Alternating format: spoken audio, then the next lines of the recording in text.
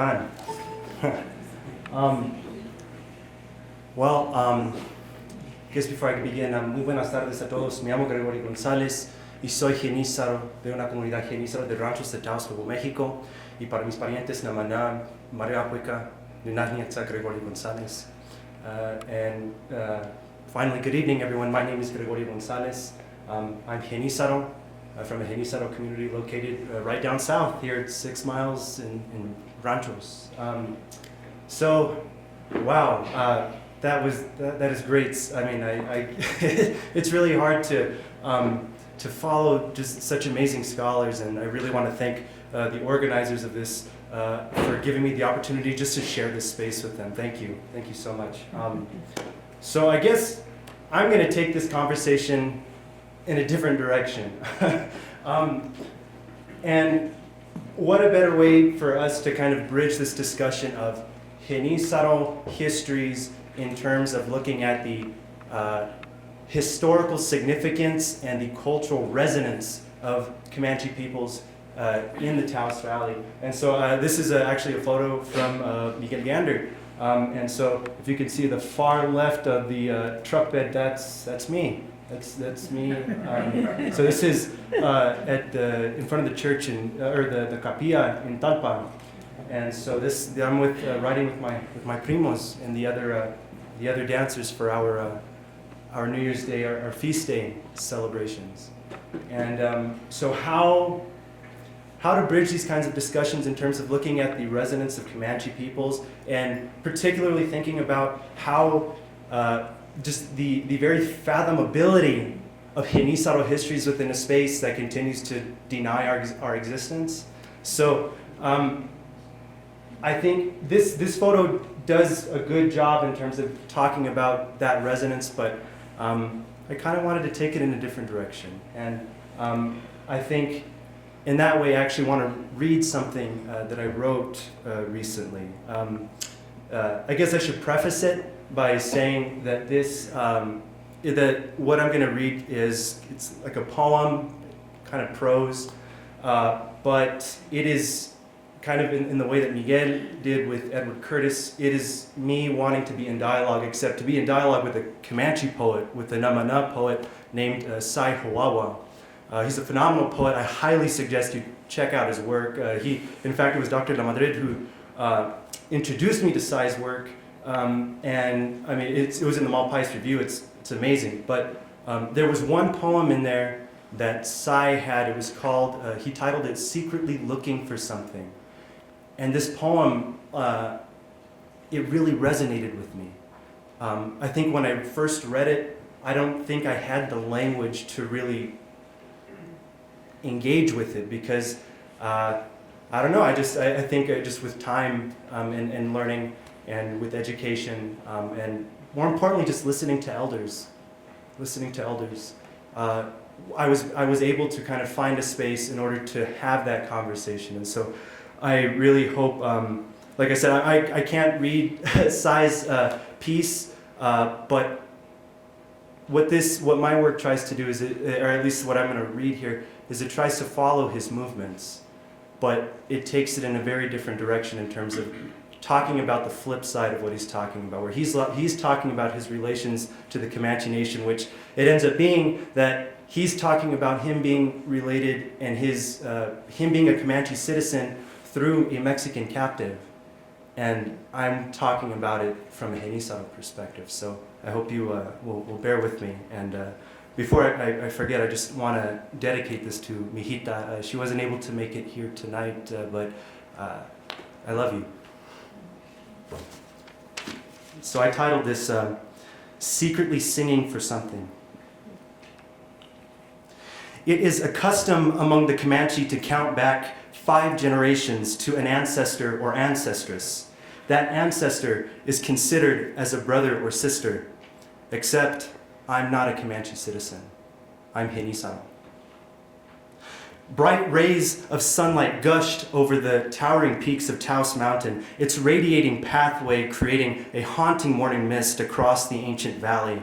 The peaking resonance of Catholic church bells echo off earthen walls, reminding the faithful of the redemptive tonality of atonement residing within the place where Christian names begin. His family, from a long line of malcriados, cabrones, and sinvergüenzas, settled to start a new life in the fertile lands of the Taos Valley on the northern edge of the Spanish Empire. His Genízaro name? Tomás Ángel Gonzales, 9.5 years old when he was captured, alone. Being a Gonzales man, Tomás didn't fear shit, except for brujas, tecolotes, and diablitos, but brushing off his parents' warnings like an annoying mosca hovering over horse crap.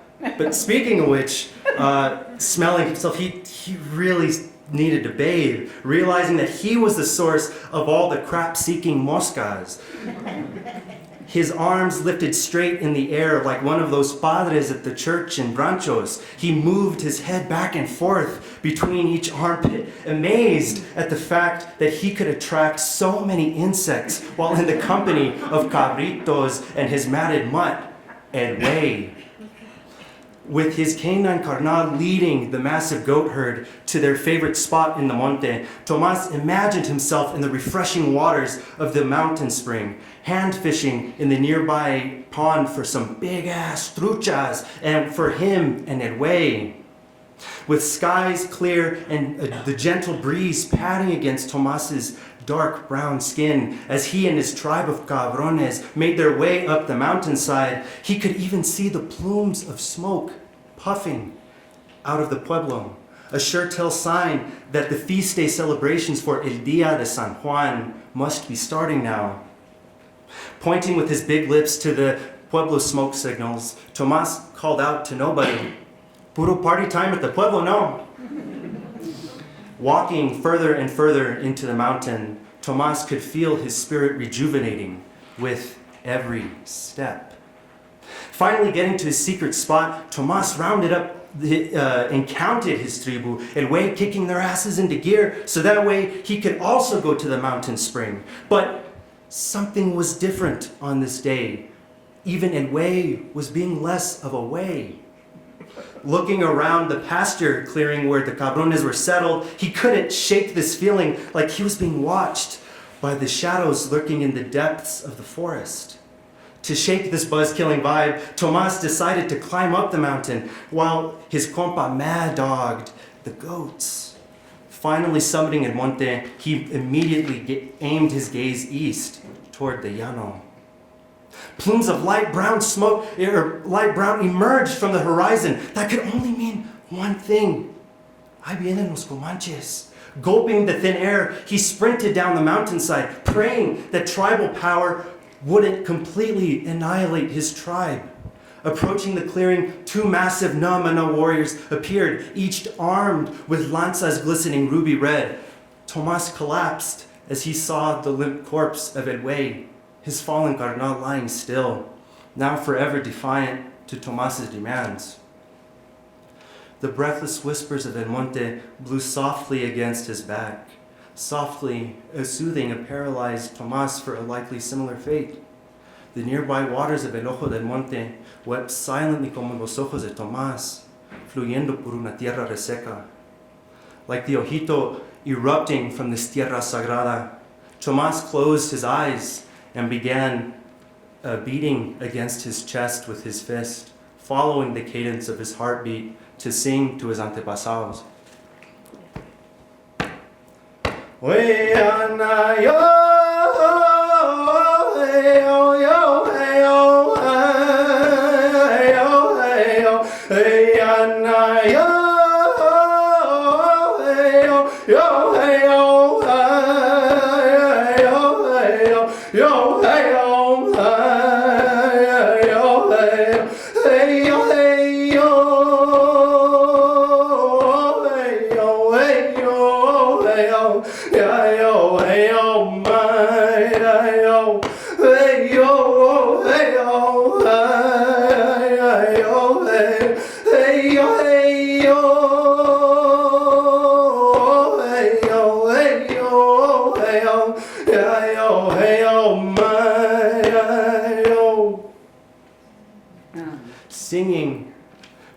eternity, Tomas finally felt the deadly shadows overshadowing his own, foreshadowing his entrance into their world.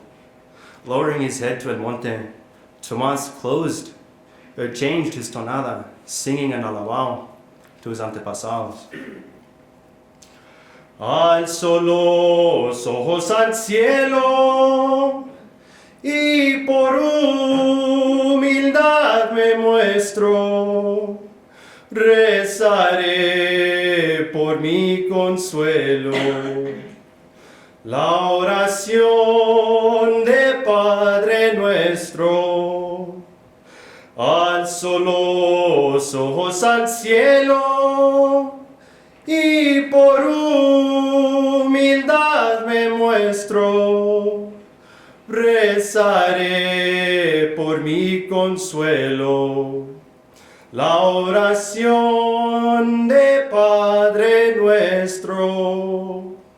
Piercing through his prayer, one of the saddled Namana warriors called out to Tomas, "Oyes, dime con quién andas y yo te diré quién eres, pendejito." Thinking he was being ridiculed before his own death, Tomas Ángel Gonzales stood up, looking into the eyes of the Namana spokesman, and defiantly replied, "Ando con ese güey," pointing with his lips to his canine carnal, "y mi tribu porque yo soy aquel Genízaro, el más feroz de todos. Vengo aquí a saludarles del modo malcriado." Locked with Tomas's defiant gaze, the Namana warrior laughed and replied, "Órale, güey." Shifting his eyes several inches above the young Genízaro's head, the colossal figure nodded his. With his hands bound and mouth covered with torn pieces of his own clothes, Tomas could feel the powerful intake and exhaust of the 1-horsepower equestrian vehicle riding across the llano. Moving in and out of consciousness, Tomas remained silent in front of his Namana captors, but listened carefully as his abductors sang his own victory songs. Melodies so foreign, yet so familiar to those llaneros his Grampito had taught him. Those ancestral songs he hummed to himself late at night. It was months before the raiding party reached the main camps, the group gradually melting away as they traveled deeper into the imperial bosom of La Nación Comanche. Tomas was taken to the family of his captor, who the boy only knew as El Chingon, or the badass, younger half-brother to El Hombre, the man, and El Boss, the boss, all three ardent members of the tribal trickster society. For weeks, the boy was questioned by his captor kinfolk about which real Comanche had taught him about some of those llaneros. Apparently, El Chingon had been listening to the Muchito's solemn songs, hearing hints of his tribe's cultural memory being sung by the little Muchito. As the weeks turned into months and years, the red-headed, freckled-skinned Namana warrior came to grow somewhat fond of Tomas, eventually invoking the tribe's cultural sovereignty, todo eso, as the tribally legit basis for adopting the boy as his tuabupa, or his adopted son, and given the name Ese Güey Que Canta, or that asshole who sings. But everyone knew him as Ese Güey. Yet, kinship couldn't save Ese Güey from salvation, becoming a bargaining chip sanctified with a clerical wink and a handshake, Genízaro body for Spanish horsepower. Tomas was to be returned to the land of his antepasados in a similar fashion, defined by who he wasn't and to where he didn't belong. Pero aquí estamos, no? He later laughed at his offspring. Los pendejos, they'll never understand my llanero passages. I've remembered to sing because I've sung to remember. I've sung for the Chufunetes, Genízaro gods who profanely bless our respectful transgressions. I've sung for our tatarabuelitas, bisnietas, viejitos y sobrinitos, our creators and querencias. I've sung for you, mis musas malcriadas.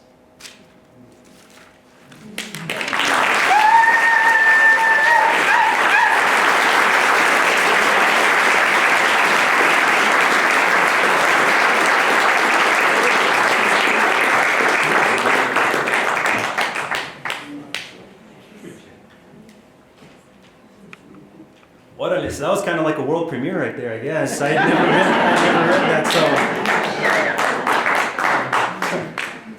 so. All right, so I don't know how much time I have left, so someone please give me a heads up. But how do I connect? How do these narratives connect? They connect in a very powerful way. No pun intended, but where when we're talking about Genízaro histories in New Mexico, we need to realize that they are intimately connected to indigenous power, the articulation and the deployment of indigenous power by Native peoples, as well as the displacement of colonial violence onto Native bodies. So when it comes to this idea of what is a Genízaro, I found this, so the little white thing above there, what is a Genízaro? That was actually, I found that a few days ago. It was for a New Mexico history final exam. They were digital flashcards for students. And so the question is, what is a Genízaro? And I have to admit, I was very, that caught me by surprise, because this is one of the very few instances where I have seen Genízaro talked about in the present tense. What is a Genízaro? Typically what I see is who were Genízaros, or what was a Genízaro. It's not what is or who is a Genízaro. And so the potentiality of this question was kind of neat to see, but then it kind of gets undermined when you look at the answer, which is, were Indians that were captured and freed from captivity and were where they were originally. What an answer, right? I mean, I probably could devote like an entire chapter of my dissertation just to that answer right there. And, so I will spare you all that exploration this evening. But I feel like that question continues to be asked to me constantly. What is a Genízaro? And I refuse to answer that question. Instead, I want to interrogate the cultural politics of that bad question with you tonight. So I think Dr. Lamadrid had kind of talked about some of these intellectual origins and legacies of the term Genízaro, where we're talking about its connection to the Mediterranean through the Ottoman Empire, and it finds its way into northern New Mexico. Now, I would argue that the intellectual thrust of that idea of integrating captives into a colonial imperial framework, it manifests here in northern New Mexico. But instead, it is being articulated by Spanish colonial administrators and church officials to identify primarily Native women and children who are being taken captive and sold into slavery. So that is how Genízaro is conceptualized within the colonial kind of mindset.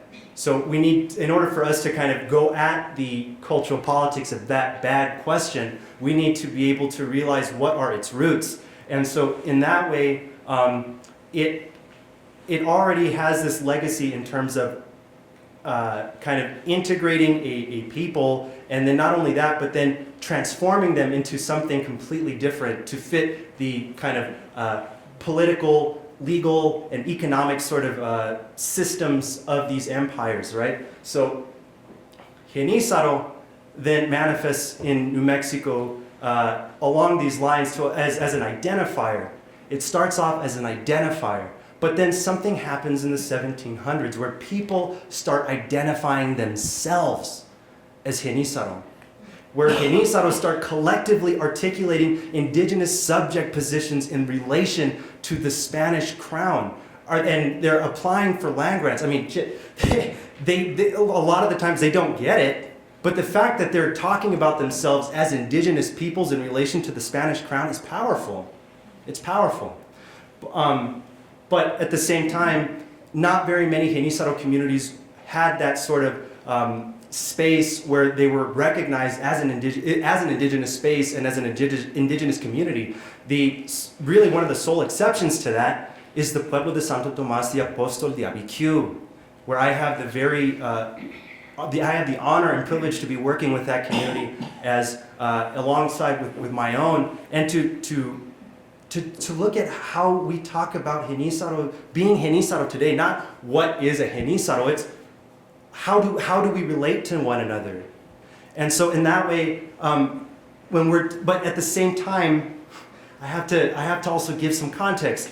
Genízaro identity then gets erased from the administrative sort of periphery, or the administrative sort of manifestations of the Mexican nation state after the Plan de Iguala in 1821. The whole idea of the Plan de Iguala was, todos somos mexicanos, we're all equal, hooray, right? And obviously that was, there was still very much these hierarchies, but the Mexican this fledgling Mexican government wanted to deconstruct, stabilize, and wanted to dismantle the kind of colonial legacies of anything colonial Spanish. So when it came to Genízaro identity in Mexico City meant a caste term. It didn't mean a cultural identity. It didn't mean a political identity. It didn't mean a legal, it didn't mean anything other than what its residues within the colonial apparatus. So, and so when we think about that idea of erasure and what that legacy looks like, what is most interesting is that historians and archaeologists and anthropologists have really abdicated to the Mexican state in that way, and they've said, oh, well, shit, if we can't find Genízaros in the census, then they must not exist. And I clearly disagree with that. But it also shows the power of the archive. It shows the power that academia invests in these spaces, in these institutional spaces.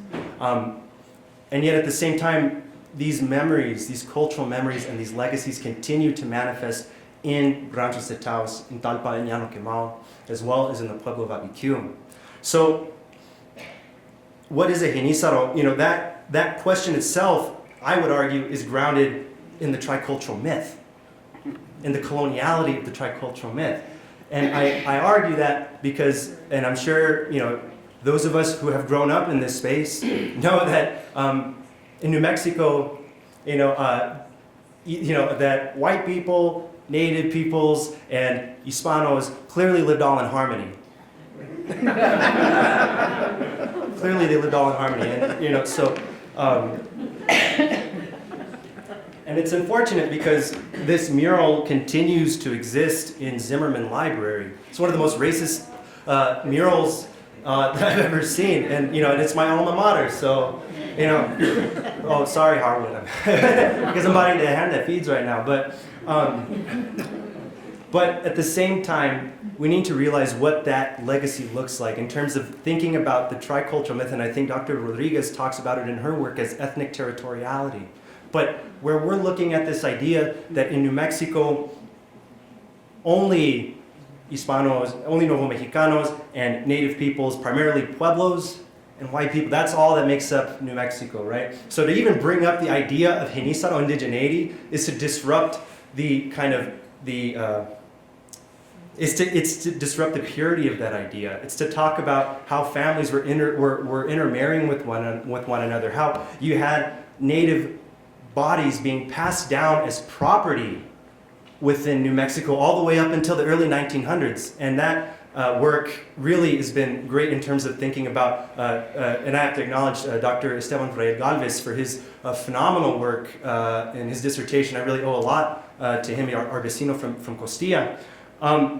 So we're talking about the tricultural myth, and that, in this way, indigeneity gets racialized in a way where it's, well, all native peoples look this way, and all Hispanos look this way, and that they all have these neat sort of borders, and clearly, again, I disagree.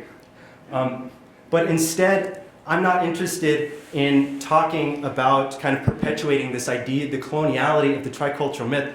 I want to talk about how Genízaros talk about themselves.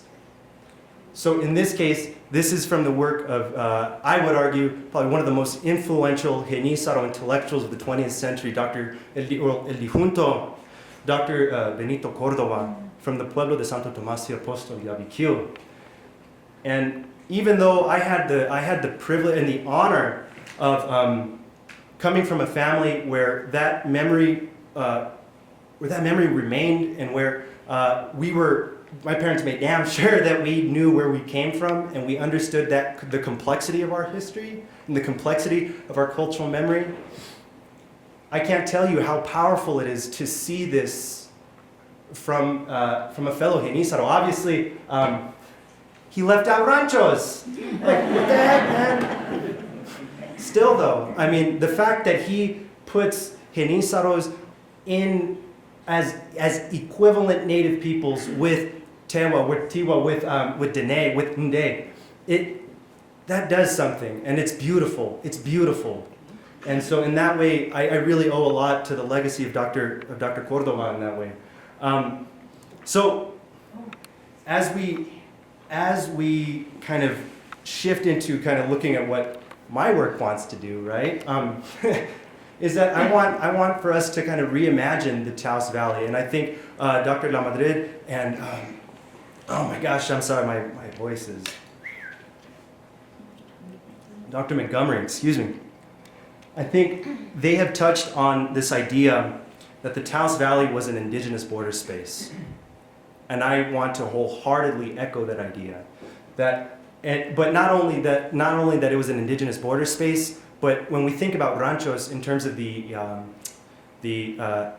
land grant, in terms of the Cristuan de la Serna land grant, that land grant was settled by Genízaros, but the catch was that it was patented to an individual. So Genízaros were settled on this in order to be those buffer zones and to essentially fight against our kin. And that was the only way we could have communal land holdings that we didn't even really have. So when I'm talking about reimagining ranchos, instead of when I've seen maps of Taos, it's always, Taos Pueblo in the north, of course, and ranchos and Talpa are always kind of in the south part. And so what I did, I shifted it.